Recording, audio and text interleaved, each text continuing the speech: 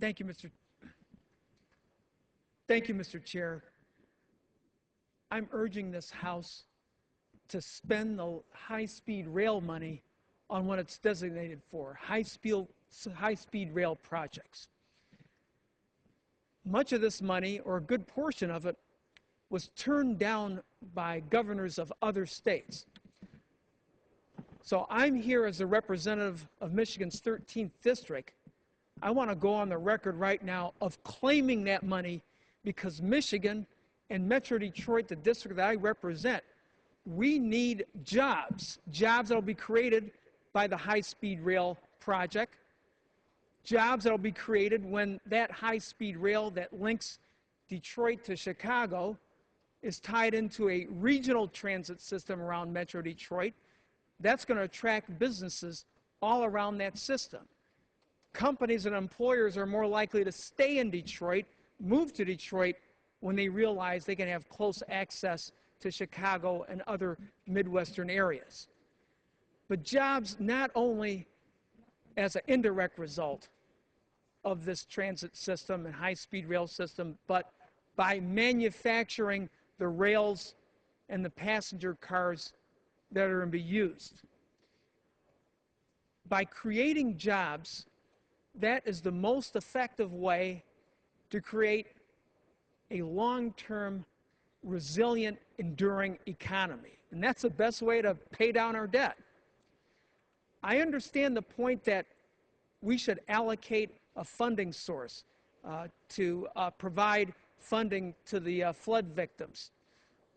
Well, I'd like to propose one.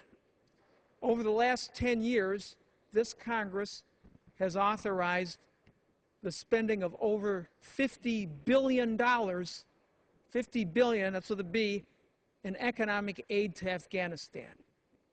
Each fiscal year, including this current one, we're spending at least $4 billion on economic aid in Afghanistan.